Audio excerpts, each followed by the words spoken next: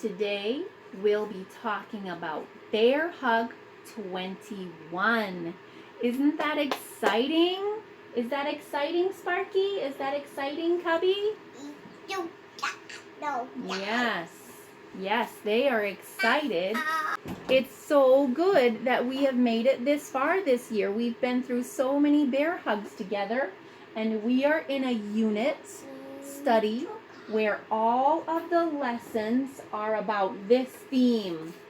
Can you read this for me? God is in charge.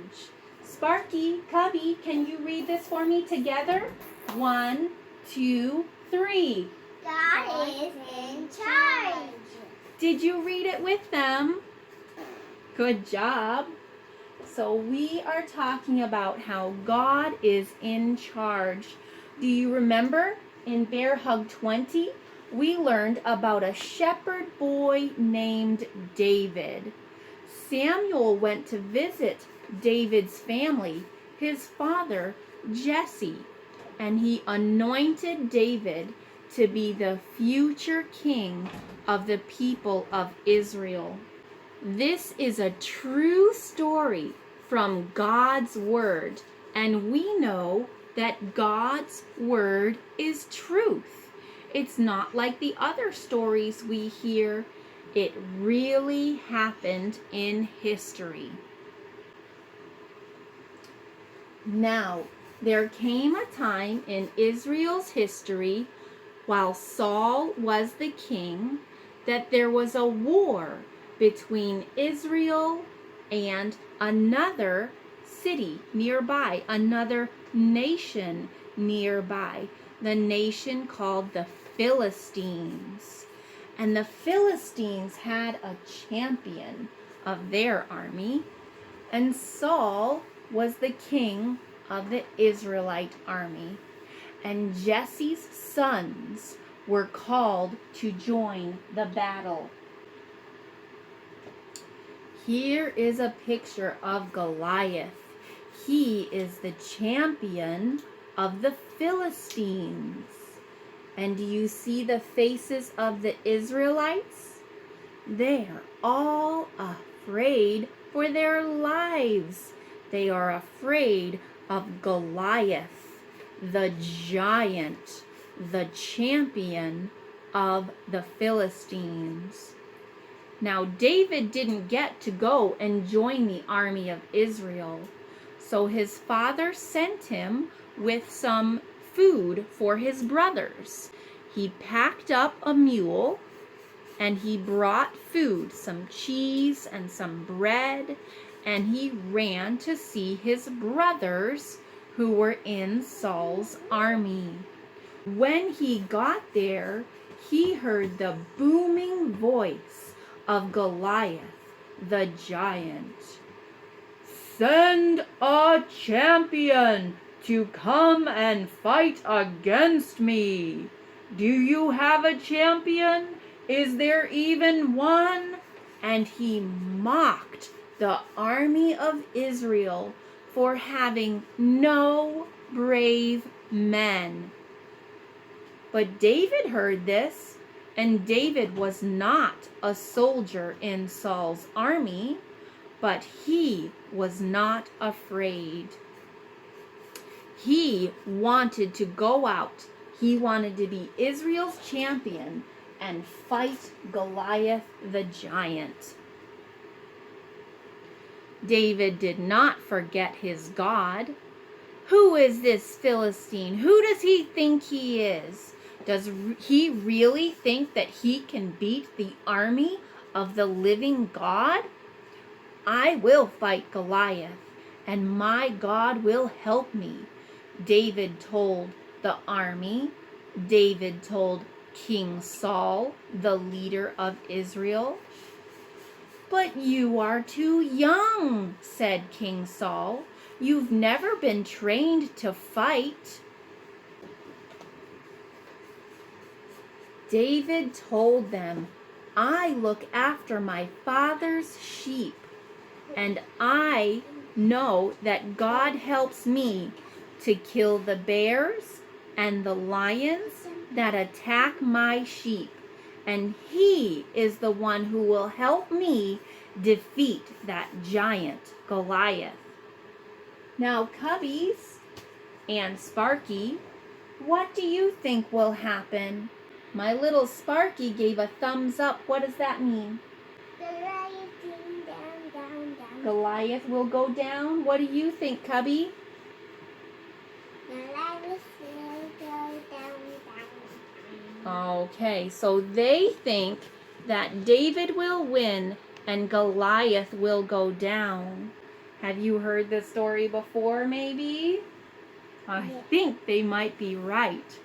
Now, David could play on his harp, and David could sing songs. He was a songwriter.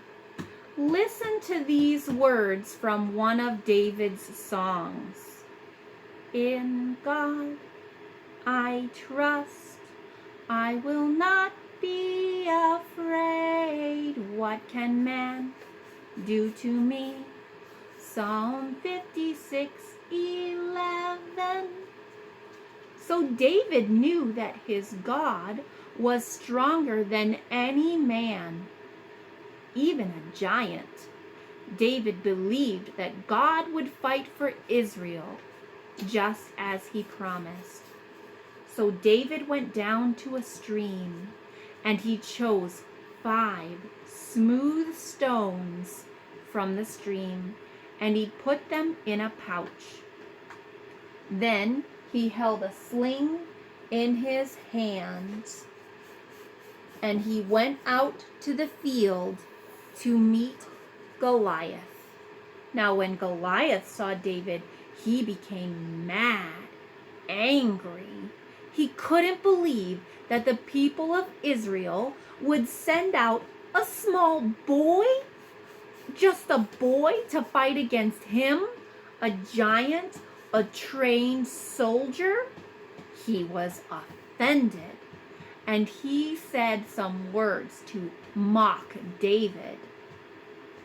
But David told Goliath that he would win, not because he was mighty, but because his God is mighty. Then David ran toward Goliath. He reached into his pouch. He pulled out one smooth stone, and he put it into his sling, and he whirled it around, and swoosh! That stone went flying, and it thumped Goliath right on the front of his forehead. And that angry giant Goliath fell forward, face first, down into the dirt, down onto the ground. What a mighty victory! Hooray! The people of Israel hooted and hollered and cheered. They chased the rest of the Philistine army away. And they won the fight that day. They won a mighty victory. And finally, they remembered the core truth. What is our core truth? God is with us. God is, that's a good start. God is in charge. They got it. God is in charge. And now the people of Israel remember that God is in charge.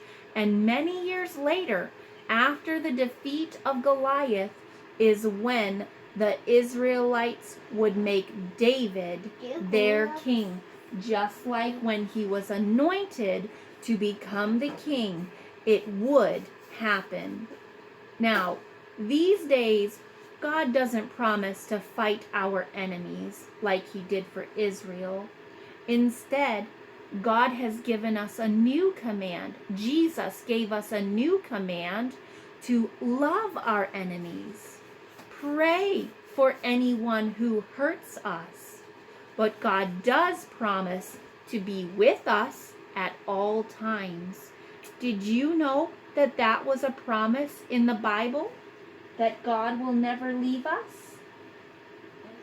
That's true. Did you know? And whenever you feel afraid, you can remember the promise and other promises from the Bible. Can you think of a promise that God made to us or that Jesus made to us? Did you think of the promise to bring us to heaven if we trust in Him?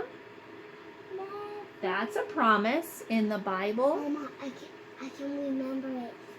Did you think of the promise to help us make good choices and do right? He has sent a comforter to help us in our hearts, to comfort us and to help us make the right choices. All right, Cubbies. Let's review our Bible verse. That's a good idea, Cubby. Let's review our Bible verse. In God I trust. I will not be afraid. What can man do to me? Psalm 56:11. Again. In God I trust. I will not be afraid. What can man do to me? Psalm 56:11. So I remember a giant can't hurt me unless God says so. Nothing is bigger than God. God is in charge. See you next time, friends. Bye-bye. Say bye-bye. I am going to bed.